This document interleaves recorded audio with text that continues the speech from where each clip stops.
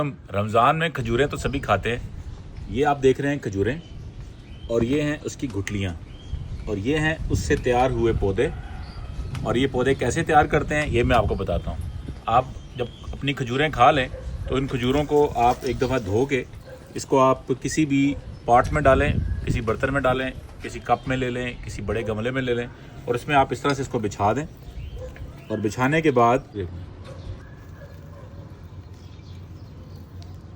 इस तरह आपने इसमें मिट्टी डाल देनी है, और मिट्टी डालने के बाद आपने इसको पानी देते रहना है, और 2 से 2.5 महीने बाद ये तकरीबन इस साइज़ के आपके पौधे तैयार हो जाएंगे।